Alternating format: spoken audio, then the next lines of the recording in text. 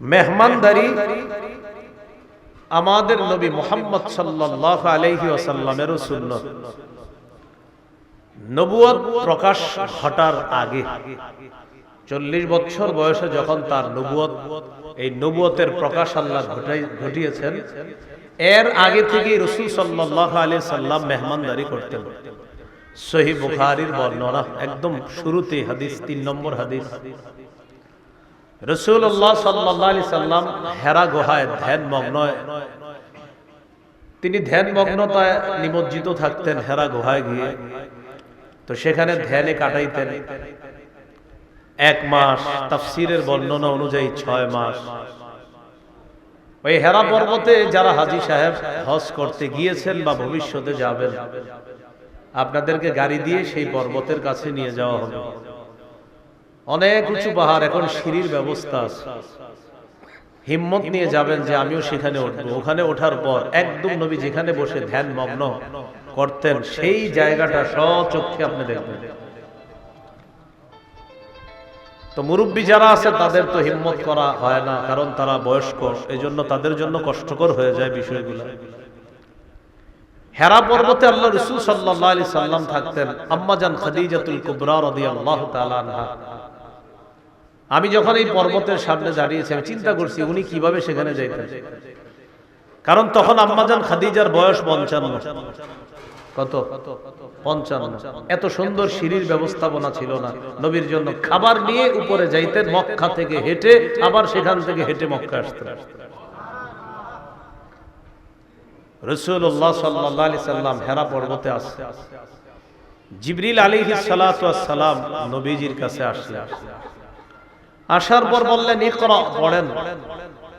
নবীজি বললেন, মা আনা বিকারিইন, আমি পড়তে পারি না। জিবরিল আমাকে চাপ দিলেন, প্রচন্ড কষ্ট হলো আমার।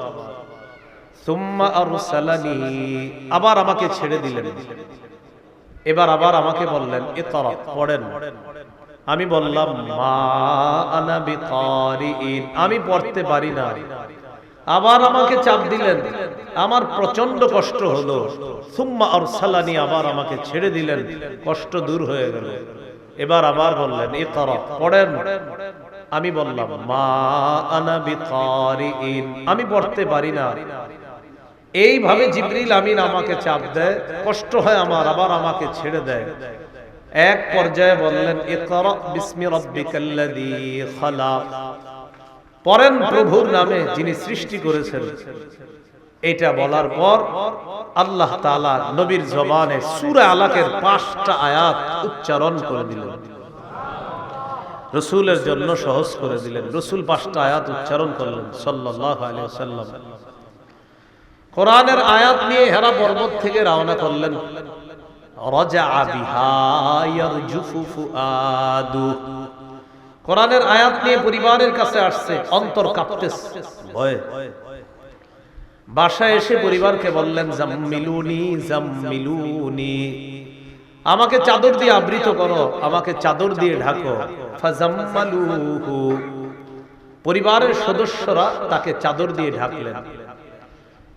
ফাকাল লাহা আও আখবারাহাল খাবরা, রাসূলুল্লাহ সাল্লাল্লাহু আলাইহি সাল্লাম আম্মা জান খাদিজাকে পুরো ঘটনাটা শুনাইলেন, যা যা হয়েছে। এরপর বললেন, খাদিজা, লাকাদ খাশিতু আলা নাফসি, আমি নিজের ব্যাপারে আশঙ্কা করতেছি, আমার ভয় হইতেছে, কি হচ্ছে আমার সাথে। আম্মা জান খাদিজাতুল কুবরা রাদিয়াল্লাহু তাআলা আনহা জবাব দিলেন, কাল্লা ওয়াল্লাহ মা ইউখজিকাল্লাহু আবাদা, কখনো না, আল্লাহর কসম, আল্লাহ আপনাকে কখনো লাঞ্ছিত করবেন না। কেন করবে না? আপনার কিছু গুণ আছে, এই গুণ থাকলে ওই মানুষরা দুনিয়াতে ভালো থাকে, ওই মানুষরা রহমানের রহমতের চাদরে আবদ্ধ থাকে। এই গুণাবলী আপনার মাঝে আসে। সেই গুণগুলা কি? 1 নাম্বার, ইন্নাকা লাতাসিলুর রহিম, আপনি রক্তের সম্পর্ক রক্ষা করেন, আত্মীয়তার সম্পর্ক বজায় রাখেন। 2 নম্বর, ওয়া তাহমিলুল কাল্লা, আপনি অসহায় দুস্থদের বোঝা বহন করেন। 3 ওয়া তাকসিবুল মা'দুম, নিঃস্ব যারা তাদের সহযোগিতা করেন। 4 ওয়া তাকরিদ দাইফা, আপনি মেহমানদারি করেন।